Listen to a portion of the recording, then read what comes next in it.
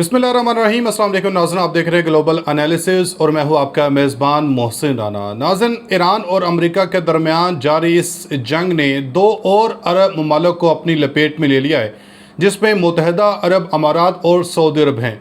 इस जंग के बाद नाज़रीन आखिर ऐसा क्या हुआ कि मुत्तहिदा अरब अमारात और जो सऊदी अरब हैं, इनकी आपस में जो जंग है ये छिड़ चुकी है। मुत्तहिदा अरब अमारात की तरफ से सऊदी अरब के ऊपर जो हमला किया है, इस हमले के बाद मोहम्मद बिन सलमान जो सऊदी अरब के वली अहद हैं, ये इतने गुस्से में क्यों दिखाई दे रही हैं। और अब इनकी तरफ से मुत्तहिदा अरब अमारात के इस इकदाम के बाद जो ओपेक प्लस से और ओपेक से अलहदगी का ऐलान किया है, इसके बाद मोहम्मद बिन सलमान अब कौन सा अगला जो कदम है वो उठाने जा रहे हैं, इस पर बात करेंगे। और साथ ही साथ नाज़रीन आपको बताऊँगा कि क्या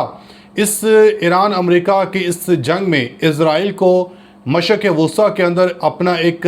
नया इत्तेहादी मिल चुका है। क्योंकि नाज़रीन इस जंग में बहुत इंकशाफ हुआ है कि इज़राइल के जो फ़ौजी हैं ये भी मुत्तहिदा अरब अमारात में पहुँचे हैं, और न सिर्फ फ़ौजी पहुँचे बल्कि अपना जो आयरन डोम डिफेंस सिस्टम है इज़राइल का, इसको भी मुत्तहिदा अरब अमारात में यूएई के अंदर जो है ये डिप्लॉय कर दिया गया है इज़राइल की तरफ से।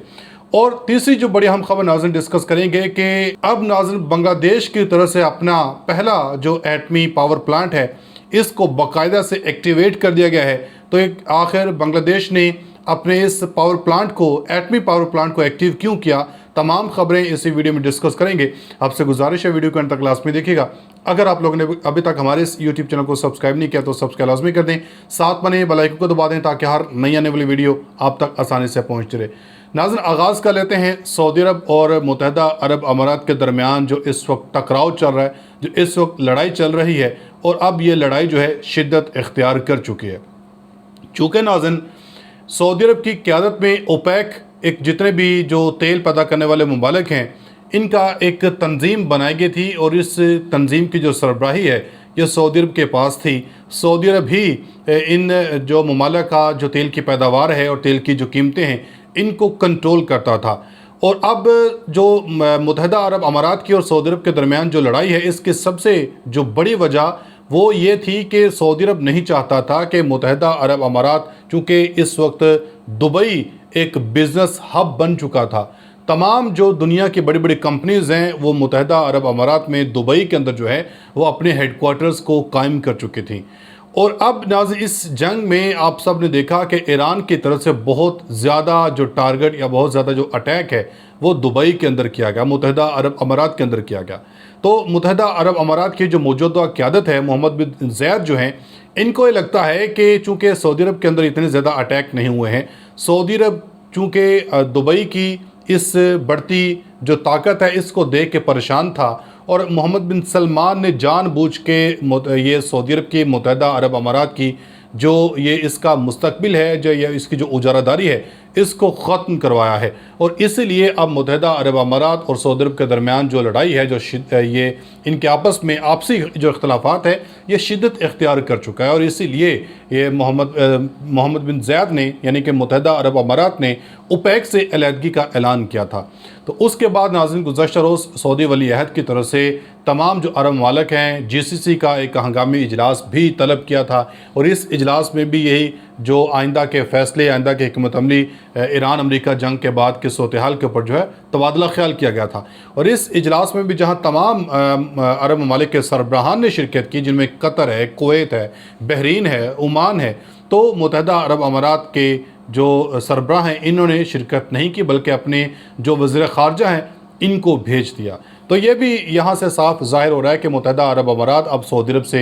अपनी जो राहें हैं ये अब जुदा कर चुका है। इस हवाले से नाज़रीन कुछ और मीडिया रिपोर्ट्स भी सामने आ रही हैं, जिसमें बताया गया है कि मुत्तहिदा अरब अमारात ने बाज़ाब्ता तौर पर 1 मई 2026 से ओपेक प्लस और ओपेक से अलहदगी का ऐलान कर दिया है। यूएई अपनी तेल की पैदावारी सलाहियत को तकरीबन 4.8 मिलियन बैरल रोज़ाना की तादाद जो है वो करना चाहता है, मुकम्मल तौर पर इस्तेमाल करना चाहता है, और ताकि अपनी जो कौमी आमदनी है इसमें इजाफ़ा कर सके। चूँकि जिस तरह मैंने पहले बताया कि सऊदी अरब की तरफ से तेल की पैदावार के ऊपर भी कंट्रोल रखा गया है कि कितना तेल आपने निकालना है, कितना आपने नहीं निकालना है, इसकी क्या कीमत मुकर्रर करनी है। तो रोज़ाना की जो तादाद बताई गई है कि 4.8 मिलियन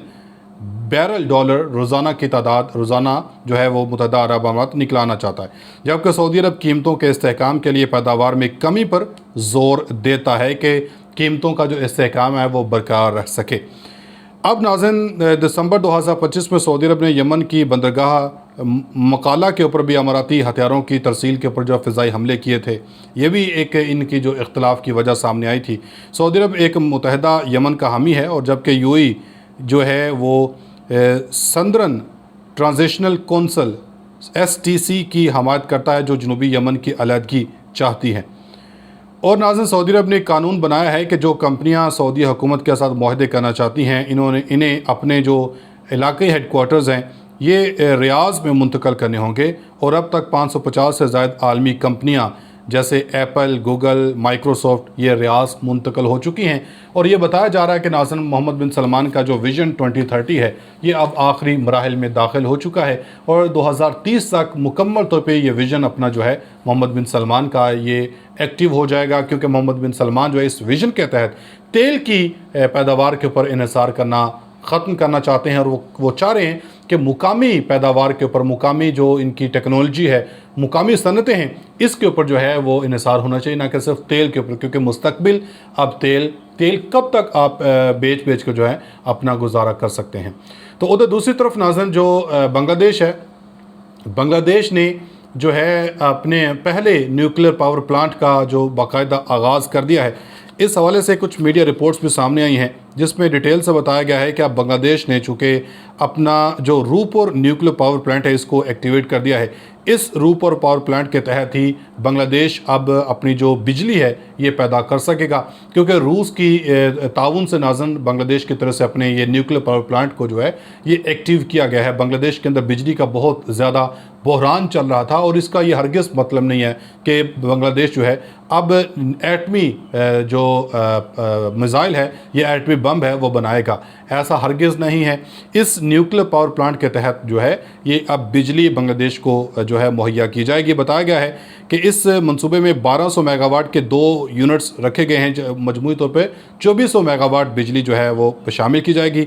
इस रिएक्टर में नाज़रीन जो इस्तेमाल किए जा रहे हैं ये जनरेशन 3+ VVER 1200 टेक्नोलॉजी के रिएक्टर्स इसमें शामिल किए जा रहे हैं, और रूसी जदीद तरीन टेक्नोलॉजीज़ के तहत ही ये जो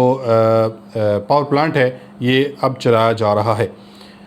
पहले यूनिट में नाज़रीन जो यूरेनियम है, यूरेनियम ईंधन भरने का अमल 28 अप्रैल 2026 को बाकायदा तौर पर शुरू कर दिया गया था, यानी कि गुज़श्ता रोज़ यूरेनियम भरने का इस यूनिट में अमल का आगाज़ कर दिया गया है। और आजमाइशी बिजली की फराहमी जो है हुकूमत और माहिरीन की तवक्को है कि जुलाई के आखिर या अगस्त 2026 तक इस प्लांट से तकरीबन 300 मेगावाट बिजली कौमी ग्रिड में शामिल कर दी जाएगी। और जो दूसरा यूनिट है इसका आगाज़ बताया जा रहा है कि दिसंबर 2026 या 2027 के आगाज़ से ही इसका शुरू कर दिया जाएगा। तो ये नाज़रीन बांग्लादेश की बहुत बड़ी कामयाबी है। बांग्लादेश यकीनन अब अपनी बिजली के बहरान से जो है वो बाहर निकल पाएगा। अब तक लेते हैं अपनी फीडबैक का इज़हार कमेंट सेक्शन में लास्ट में दीजिएगा। मिलेंगे अगली वीडियो में, तब तक के लिए अल्लाह हाफ़िज़।